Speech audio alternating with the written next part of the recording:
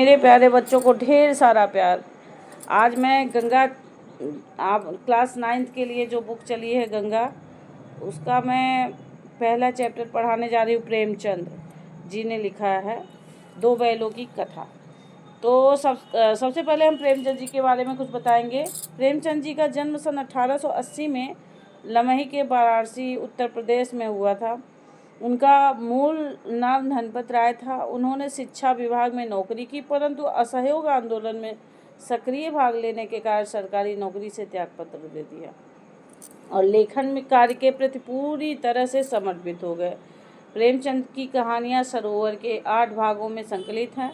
सेवा सदन, प्रेमाश्रम, रंगभूमि, कायाकल्प, निर्मला, घवन, कर्मभूमि, गोदान उनके प्रमुख उपन्यास है। उन्होंने हंस, जागरण, माधुरी पत्रिकाओं का संपादन भी किया। उन्होंने जिस गांव और शहर के परिवेश को देखा और जिया, उनकी अभिव्यक्ति उनके कथा साहित्य में मिलती है। किसान, मजदूर, दलित, स्त्री और स्वाधीनता आंदोलन आदि उनकी रचनाओं के मूल विषय हैं। प्रेमचंद के कथा साहित्य में मनुष्य ही नहीं, पशु पक्षियों को भी आत्मीयता मिली है। उनकी भाषा सरल, जीवंत एवं मुहावरेदार है। लोक प्रचलित शब्दों का प्रयोग उन्होंने कुशलतापूर्वक किया है। सन 1936 में प्रेमचंद जी का निधन हो गया। तो सबसे पहले हम थोड़ा सा पाठ का परिचय करवा देते हैं आपको। दो बैलों की कथा में प्रेमचंद ने किसानों के जीवन और पशुओं के साथ उनके भावनात्मक संबंधों को मार्मिक ढंग से दिखाया है। इस कहानी में उन्होंने यह भी बताया है कि स्वतंत्रता सहज ही नहीं मिलती, उसके लिए बार बार संघर्ष करना पड़ता है। इस प्रकार परोक्ष रूप से यह कहानी स्वतंत्रता आंदोलन की भावना से जुड़ी है। प्रेमचंद ने इसमें पंचतंत्र और हितोपदेश जैसी कहानियों की परंपरा को अपनाया और आगे बढ़ाया है।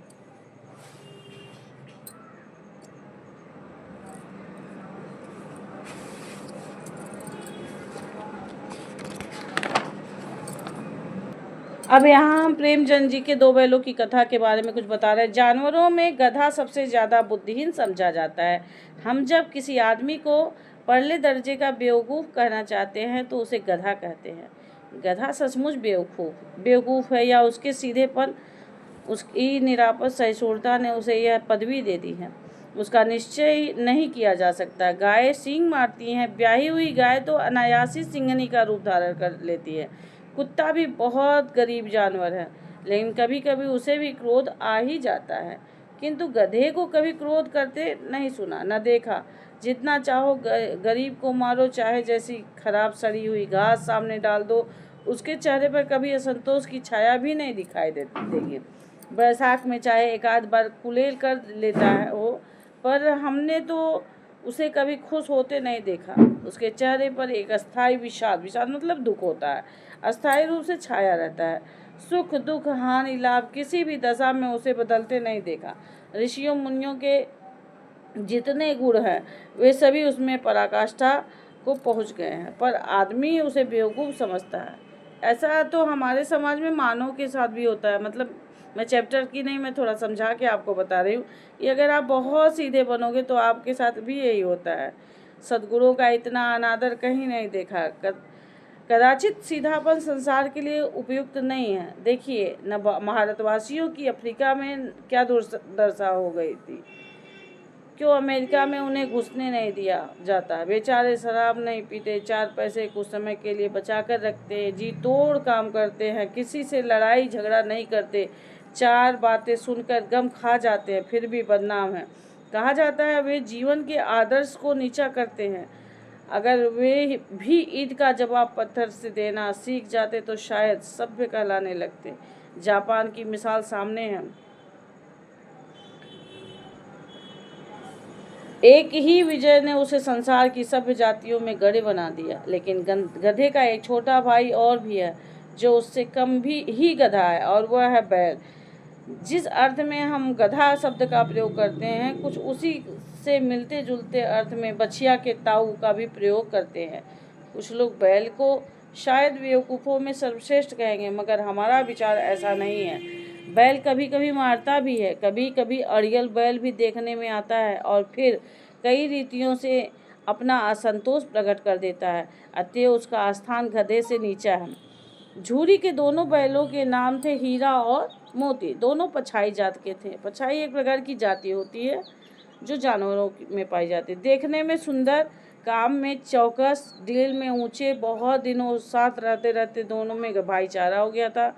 दोनों आमने सामने या आसपास बैठे हुए एक दूसरे से मुख भाषा में विचार विनिमय करते थे। कहने का मतलब है वो जानवर थे लेकिन उनमें इतना प्रेम था कि वो मूक थे फिर भी एक दूसरे से बात कर लेते थे।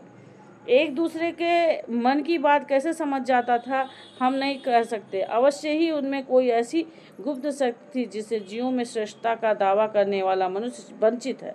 दोनों एक दूसरे को चाट कर, सूंघ कर और अपना प्रेम प्रकट करते। कभी कभी दोनों सींग भी मिला लिया करते थे। विग्रह के नाते से नहीं, विग्रह मतलब होता है लड़ाई करना नहीं, बल्कि प्रेम, केवल विनोद के भाव से, आत्मीयता के भाव से। जैसे दोस्तों में घनिष्ठता होते ही धौल धप्पा होने लगता है।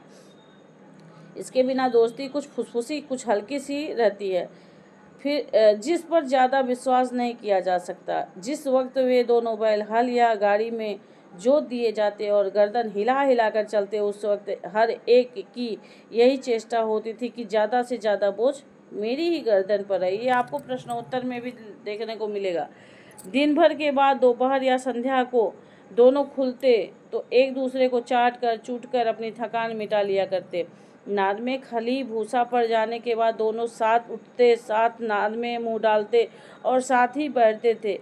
एक मुंह हटा लेता तो दूसरा भी हटा लेता था। संयोग की बात, झूरी ने एक बार गोई को ससुराल भेज दिया। ससुराल मतलब अपने ससुराल, ना कि बैल के ससुराल। बैलों को क्या मालूम ये दोनों क्यों भेजे जा रहे हैं। समझे मालिक ने हमें बेच दिया।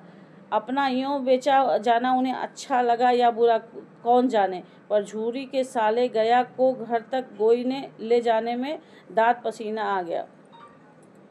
पसीना आ गया सॉरी। पीछे से हाँकता तो दोनों दाएं बाएं भागते, पगहिया पकड़कर आगे से खींचता तो दोनों पीछे को जोर लगाते, मारता तो दोनों सींग नीचे करके हुंकारते। अगर ईश्वर ने उन्हें बारी दी होती तो झूरी से पूछते, तुम हम गरीबों को क्यों निकाल रहे हो? हमने तो तुम्हारी सेवा करने में कोई कसर नहीं उठा रखी। अगर इतनी मेहनत से काम न चलता था तो और काम ले लेते। हमें तो तुम्हारी चाकरी से मर जाना कबूल था। हमने कभी दाने चारे की शिकायत नहीं की। तुमने जो कुछ खिलाया वह सिर झुकाकर खा लिया, फिर तुमने हमें इस जालिम के हाथ क्यों बेच दिया? संध्या समय दोनों बैल अपने नए स्थान पर पहुँचे। दिन भर के भूखे थे, लेकिन जब नाद में लगाए गए तो एक ने भी उसमें मुंह न डाला। दिल भारी हो गया था। जिसे उन्होंने अपना घर समझ रखा था वह आज उनसे छूट गया था। यह नया घर, नया गांव, नए आदमी, सब उन्हें बेगाने से लगते थे। दोनों ने अपनी मुख भाषा में सलाह की, एक दूसरे की कनखियों में देखा और लेट गए। जब गांव में सोता पड़ गया तो दोनों ने जोर मारकर पगहे तुड़ा डाले और घर की तरफ चले। पगहे बहुत मजबूत थे, अनुमान न हो सकता था कि वो कोई बैल उन्हें तोड़ सकेगा, पर इन दोनों में इस समय दूनी शक्ति आ गई थी। एक एक झटके में रस्सियां टूट गई। झूरी प्रातःकाल सोकर उठा तो देखा कि दोनों बैल चरनी पर खड़े हैं। दोनों की गर्दनों में आधा आधा गराव मतलब वो जो रस्सी लटक रहा था, घुटने तक पांव कीचड़ से भरे हैं और दोनों की आंखों में विद्रोह में स्नेह झलक रहा है। झूरी बैलों को देखकर स्नेह से गदगद हो गया, दौड़कर उन्हें गले लगा लिया। प्रेम, आलिंगन और चुम्बन का वह दृश्य बड़ा ही मनोहर था। पर घर और गांव के लड़के जमा हो गए और तालियां बजा बजा कर उनका स्वागत करने लगे। गांव के इतिहास में यह घटना अभूतपूर्व न होने पर भी महत्वपूर्ण थी। बाल सभा ने निश्चय किया दोनों पशु वीरों को अभिनंदन पत्र देना चाहिए।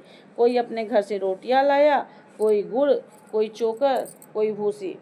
एक बालक ने कहा, ऐसे बैल किसी के पास न होंगे।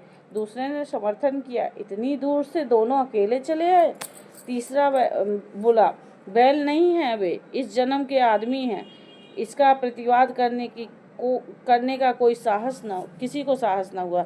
झूरी की स्त्री ने बैलों को द्वार पर देखा तो जल उठी, बोली, कैसे नमक हराम बैल हैं कि एक दिन वहाँ काम न किया, भाग खड़े हुए। झूरी अपने बैलों पर यह आक्षेप न सुन सका। नमक हराम क्यों है? चाना दाना कुछ न दिया होगा तो क्या करते? स्त्री ने रोब के साथ कहा, बस तुम ही तो बैलों को खिलाना जानते हो, और तो सभी पानी पिला पिला कर रखते हैं। झूरी ने चिढ़ाया, चारा मिलता तो क्यों भागते?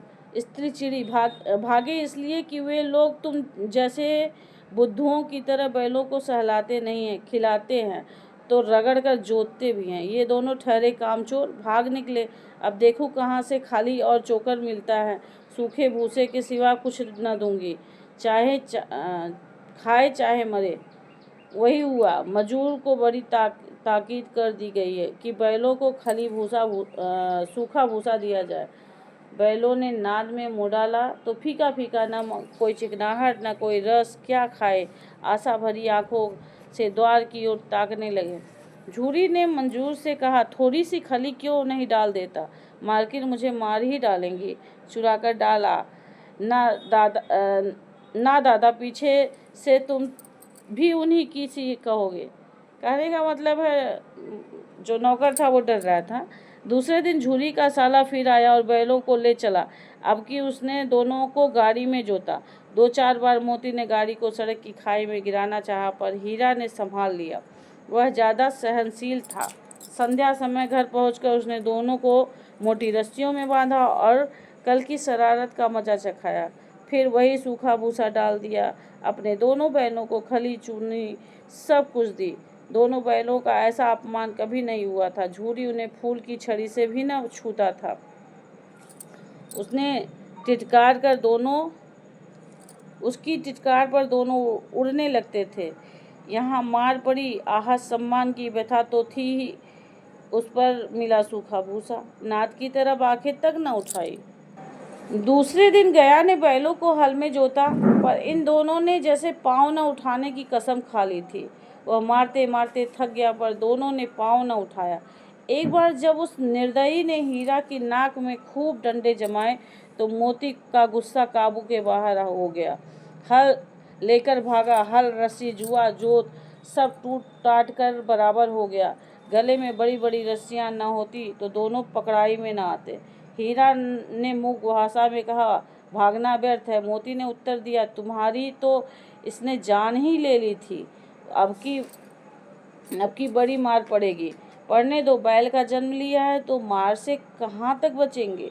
गया 2 आदमियों के साथ दौड़ा आ रहा है, दोनों के हाथों में लाठियां हैं। मोती बोला, कहो तो दिखा दूं कुछ मजा, मैं भी लाठी लेकर आ रहा है। हीरा ने समझाया, नहीं भाई, खड़े हो जाओ, मुझे मारेगा तो मैं भी 1-2 को गिरा दूंगा। नहीं, हमारी जाति का यह धर्म नहीं है। मोती दिल में ऐंठ कर रह गया। आ पहुंचा और दोनों को पकड़कर ले चला। कुशल हुई कि उसने इस वक्त मारपीट न की। मोती ने उत्तर दिया, तुम्हारी तो इसमें जान ही ले ली थी। मोती बोला, कहो तो दिखा दूं कुछ मजा, मैं भी लाठी लेकर आ रहा है। हीरा ने समझाया, नहीं भाई, खड़े हो जाओ, मुझे मारेगा तो मैं भी 1-2 को गिरा दूंगा। नहीं, हमारी जाति का यह धर्म नहीं है। मोती दिल में ऐंठ कर रह गया। आ गया और दोनों को पकड़ कर ले चला। कुशल हुई तो उसने उस वक्त मारपीट न की, नहीं तो मोती भी पलट पड़ता। उसके तेवर देखकर गया और उसके सहायक समझ गए कि उस वक्त टाल जाना ही मसलहत है। आज दोनों के सामने फिर वही सूखा भूसा लाया गया। दोनों चुपचाप खड़े रहे। घर के लोग भोजन करने लगे। उस वक्त एक छोटी सी लड़की 2 रोटियां लिए निकली और दोनों के मुंह में देकर चली गई। उस एक रोटी से उसकी भूख तो क्या शांत होती, पर दोनों के हृदय को मानो भोजन मिल गया। यहाँ भी किसी सज्जन का वास है। लड़की भैरों की थी। उसकी माँ मर चुकी थी। सौतेली माँ उसे मारती रहती थी, इसलिए इन बैलों से उसे एक प्रकार का आत्मीयता हो गई थी। दोनों दिन भर जोते जाते, डंडे खाते, अड़ते, शाम को थान पर बांध दिए जाते। रात को वही बालिका उन्हें 2 रोटियां खिला जाती। प्रेम के इस प्रसाद का यह बरकत थी कि 2 गाल सूखा भूसा खाकर भी दोनों दुर्बल न होते थे, मगर दोनों की आंखों में रोम रोम में विद्रोह भरा हुआ था। एक दिन मोती ने मुख भाषा में कहा, अब तो नहीं सहा जाता हीरा, क्या करना चाहते हो? एकाध को सींगों पर उठाकर फेंक दूंगा, लेकिन जानते हो, वह प्यारी लड़की जो हमें रोटियां खिलाती है उसी की लड़की है, जो इस घर का मालिक है। यह बेचारी अनाथ न हो जाएगी तो मालकिन को न फेंक दूं? वही तो इस लड़की को मारती हैं, लेकिन औरत जात पर सींग चलाना मना है। यह भूले जाते हो? मतलब यहाँ पर भी एक पशु होकर ये सब सोच रहे हैं। सोचिए, मानव नहीं इतना सोचता है। तुम तो किसी तरह से निकलने ही नहीं देते। बताओ, तुड़ाकर भाग चले? हाँ, यह मैं स्वीकार करता, लेकिन इतनी मोटी रस्सी टूटेगी कैसे? इसका एक उपाय है। पहले रस्सी को थोड़ा सा चबा लो, फिर एक झटके में टूट जाती है। रात को जब बालिका रोटियां खिलाकर चली गई तो दोनों रस्सियां चबाने लगे, पर मोटी रस्सी मुंह में न आती थी। बेचारे बार बार जोर लगाकर रह जाते थे। सहसा घर का द्वार खुला और वही लड़की निकली। दोनों सिर झुकाकर उसका हाथ चाटने लगे। दोनों की पूंछें खड़ी हो गई। उसने उनके माथे सहलाए और बोली, खोले देती हूँ, चुपके से भाग जाओ, नहीं तो यहाँ लोग तुम्हें मार डालेंगे। आज घर में सलाह हो रही है कि इनकी नाकों में नाथ डाल दी जाए। उसने गराव खोल दिया, पर दोनों चुपचाप खड़े रहे। मोती ने अपनी भाषा में पूछा, अब चलते क्यों नहीं? हीरा ने कहा, चले तो, लेकिन कल इस अनाथ पर आफत आएगी, सब इसी पर संदेह करेंगे। सहसा बालिका चिल्लाई, दोनों फुफा वाले बैल भागे जा रहे हैं। ओ दादा दादा, दोनों बैल भाग जा रहे हैं, जल्दी दौड़ो। गया हड़बड़ाकर भीतर से निकला और बैलों को पकड़ने चला। वे दोनों भागे। गया ने पीछा किया और वह और भी तेज हुए। गया ने शोर मचाया, फिर गांव के कुछ आदमियों को भी साथ लेने के लिए लौटा। दोनों मित्रों को भागने का मौका मिल गया, सीधे दौड़ते चले गए। यहाँ तक कि मार्ग का ज्ञान न रहा। जिस परिचित मार्ग से आए थे उसका यहाँ पता न था। नए नए गांव मिलने लगे। तब दोनों एक खेत के किनारे खड़े होकर सोचने लगे, अब क्या करना चाहिए। हीरा ने कहा, मालूम होता है राह भूल गए, तुम ही बेतहाशा भागे, वही हमें मार गिराया,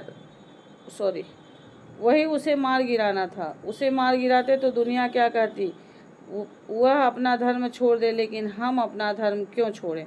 दोनों भूख से व्याकुल हो रहे थे। खेत में मटर खड़ी थी, चरने लगे। रह रहकर आहट ले लेते थे, कोई आता तो नहीं है। जब पेट भर गया तो दोनों ने आज़ादी का अनुभव किया तो मस्त होकर उछलने कूदने लगे। पहले दोनों ने डकार ली, फिर सींग मिलाए और एक दूसरे को ठेलने लगे। मोती ने हीरा को कई कदम पीछे हटा दिया, यहाँ तक कि वह एक खाई में गिर गया। तब उसे भी क्रोध आया, संभल कर उठा और फिर मोती ने से भिड़ गया। मोती ने देखा खेल में झगड़ा हुआ, चाहता है तो किनारे हट गया। अरे यह क्या, कोई सांड दौड़ता चला आ रहा है। हाँ, सांड ही है। यह सामने आ पहुंचा। दोनों मित्र बंगले झांक रहे हैं। सांड पूरी हाथी है, उससे भिड़ना जान से हाथ धोना है, लेकिन न भिड़ने पर भी तो जान बचती नहीं नजर आती। उन्हीं की तरफ आ भी रहा है। कितनी भयंकर सूरत है। मोती ने मूक भाषा में कहा, बुरे फंसे, जान बचेगी, कोई उपाय सोचो। हीरा ने चिंतित स्वर में कहा, अपने घमंड में भूला हुआ है, आरजू बिनती न सुनेगा, भाग क्यों न चले? भागना कायरता है तो फिर यहाँ मरो। बंदा तो 9 2 11 होता है, और जो दौड़ाए फिर क्यों उपाय सोचो जल्द। उपाय यही है कि उस पर दोनों जने एक साथ चोट करें। मैं आगे से रगेदता हूँ, तुम पीछे से रगेदो। दोहरी मार पड़ेगी तो भाग खड़ा होगा। मेरी ओर झपटे, तुम बगल से उसके पेट से सींग घुसेड़ देना। जान जोखिम में है, पर दूसरा उपाय नहीं है। दोनों मित्र जान हथेलियों पर लेकर लपेटे। सांड को भी संगठित शत्रुओं से लड़ने का तजुर्बा न था।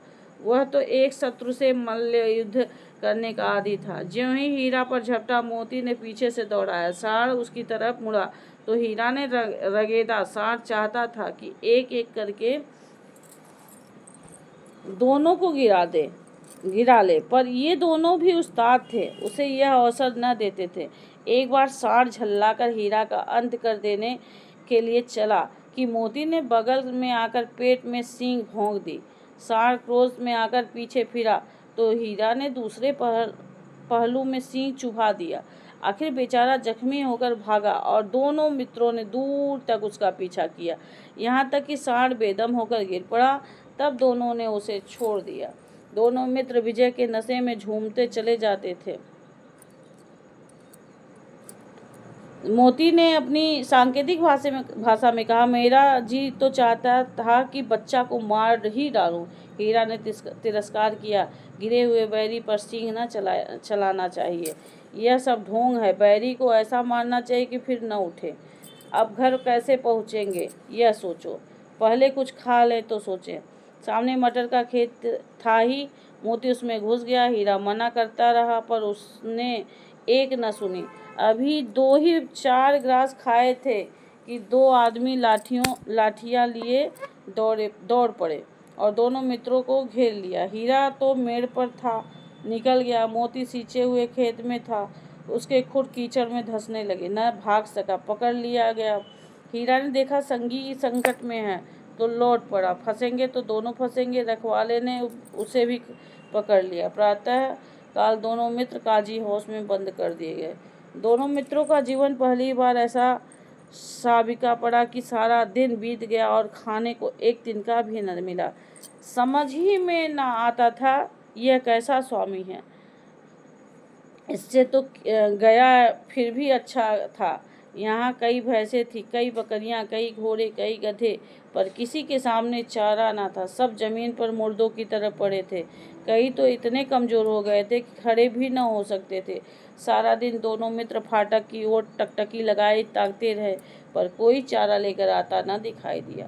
तब दोनों ने दीवार की नमकीन मिट्टी चाटनी शुरू की, पर इससे क्या तृप्ति होती।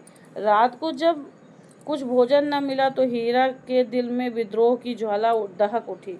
मोती ने बोला, अब तो नहीं रहा जाता मोती। मोती ने सिर लटकाए हुए जवाब दिया, मुझे तो मालूम होता है प्राण निकल रहे हैं। इतना जल्द हिम्मत ना हारो भाई, यहाँ से भागने का कोई उपाय निकालना चाहिए। आओ दीवार तोड़ डालें। मुझसे तो अब कुछ नहीं होगा। बस इसी बूते पर अकड़ते थे, सारी अकड़ निकल गई। बाड़े की दीवार कच्ची थी। हीरा मजबूत तो था ही, अपने नुकीले सींग दीवार में गड़ा दिए और जोर मारा तो मिट्टी का एक चिप्पड़ निकल आया। फिर से उसका साहस बढ़ा। उसने दौड़ दौड़ कर दीवार पर चोटें की और हर चोट में थोड़ी थोड़ी मिट्टी गिराने लगा। उसी समय काजी हाउस का चौकीदार लालटेन लेकर जानवरों की हाजिरी लेने आ निकला। हीरा का यह उजड़पन देखकर उसने उसे कई डंडे रसीद किए और मोटी सी रस्सी में बांध दिया। मोती ने पड़े पड़े कहा, आखिर मार खाई, क्या मिला? अपने बूते भर जोर तो मार दिया, एक जोर मारना किस काम का कि और बंधन में पड़ गए। जोर तो मारता ही जाऊंगा, चाहे कितने ही बंधन पड़ते जाए, जान से हाथ धोना पड़ेगा। कुछ परवाह नहीं, यूं भी तो मरना ही है। सोचो, दीवार खुद जाती तो कितनी जाने बच जाती। इतने भाई यहाँ बंद हैं, किसी की देह में जान नहीं है। 2-4 दिन और यही हाल रहा तो सब मर जाएंगे। हाँ, यह बात तो है। अच्छा तो ला, फिर मैं भी जोर लगाता हूँ। मोती ने भी दीवार में उसी जगह सींग मारा। थोड़ी सी मिट्टी गिरी और फिर हिम्मत बढ़ी। फिर तो वह दीवार में सींग लगाकर इस तरह जोर करने लगा मानो किसी प्रतिद्वंदी से लड़ रहा हो। आखिर कोई 2 घंटे की जोर आजमाई के बाद दीवार ऊपर से लगभग 1 हाथ गिर गई। उसने दूनी शक्ति से दूसरा धक्का मारा तो आधी दीवार गिर पड़ी। दीवार का गिरना था कि अधमरे से पड़े सभी जानवर चेत उठना मतलब होश में आ जाना, मतलब उनके अंदर एनर्जी आ गई। तीनों घोड़ियां सर पर भाग निकली, फिर बकरियां निकली, इसके बाद भैंसे भी खिसक गई, पर गधे अभी तक ज्यों के त्यों खड़े थे। हीरा ने पूछा, तुम दोनों क्यों नहीं भाग जाते? एक गधे ने कहा, जो कहीं फिर पकड़ लिए जाए तो क्या हरज है, अभी तो भागने का अवसर है। हमें तो डर लगता है, हम यहाँ यहीं पड़े रहेंगे। आधी रात से ऊपर जा चुकी थी। दोनों गधे अभी तक खड़े सोच रहे थे कि भागें या ना भागें, और मोती अपने मित्र की रस्सी तोड़ने में लगा हुआ था। जब वह हार गया तो हीरा ने कहा, तुम जाओ, मुझे यहीं पड़ा रहने दो, शायद कहीं भेंट हो जाए। मोती ने आंखों में आंसू लाकर कहा, तुम मुझे इतना स्वार्थी समझते हो हीरा? हम और तुम इतने दिनों एक साथ रहे हैं, आज तुम विपत्ति में पड़ गए तो मैं तुम्हें छोड़कर अलग हो जाऊं? हीरा ने कहा, बहुत मार पड़ेगी, लोग समझ जाएंगे यह तुम्हारी शरारत है। मोती गर्व से बोला, जिस अपराध के लिए तुम्हारे गले में बंधन पड़ा, उसके लिए अगर मुझ पर मार पड़े तो क्या चिंता। इतना तो हो ही गया कि 9-10 प्राणियों की जान बच गई, वे सब तो आशीर्वाद देंगे। यह कहते हुए मोती ने दोनों गधों को सींगों से मार मार कर बाड़े से बाहर निकाला और तब अपने बंधु के पास आकर सो रहा। भोर होते ही मुंशी और चौकीदार तथा अन्य कर्मचारियों में कैसी खलबली मची, इसके लिखने की जरूरत नहीं। बस इतना ही काफ़ी है कि मोती की खूब मरम्मत हुई और उसे भी मोटी रस्सी में बांध दिया गया। 5वें सर्ग में देखिए, एक सप्ताह तक दोनों मित्र वहीं बंधे पड़े रहे। किसी ने चारे का एक तृण भी न डाला। हाँ, एक बार पानी दिखा दिया जाता था, यही उनका आधार था। दोनों इतने दुर्बल हो गए थे कि उठा तक न जाता था। ठठरियाँ निकल आई थी। ठठरियाँ मतलब एकदम हड्डियाँ दिख रही थी। एक दिन बारिश के सामने डुग्गी बजने लगी और दोपहर होते होते वहाँ 50-60 आदमी जमा हो गए। तब दोनों मित्र निकाले गए और उनकी देखभाल होने लगी। लोग आकर उनकी सूरत देखते और मन फीका करके चले जाते। ऐसे मृतक बैलों का कौन खरीदार होता। सहसा एक दढ़ियल आदमी, जिसकी आंखें लाल थी और मुद्रा अत्यंत कठोर, आया और दोनों मित्रों के कूल्हों में उंगली गोद कर मुंशी जी से बातें करने लगा। उसका चेहरा देखकर अंतर्ज्ञान से दोनों मित्रों के दिल कांप उठे। वह कौन है और उन्हें क्यों टटोल रहा है, इस विषय में उन्हें कोई संदेह न हुआ। दोनों ने एक दूसरे को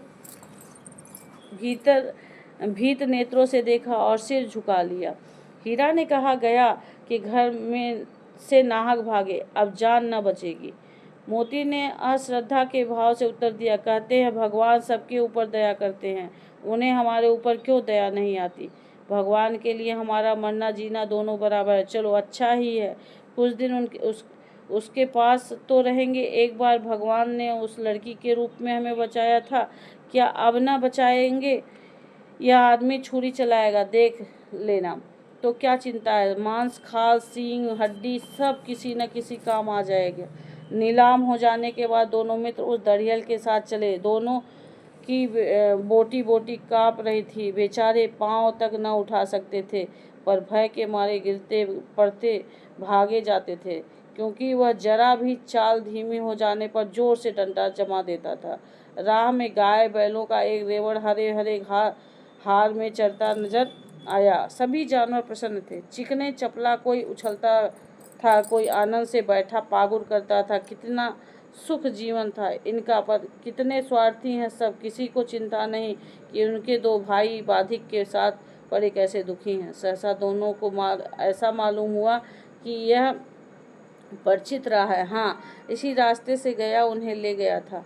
वही खेत, वही बाग, वही गांव मिलने लगे। प्रतिक्षण उनकी चाल तेज होने लगी। सारी थकान, सारी दुर्बलता गायब हो गई। आह, यह लो अपना ही घर आ गया।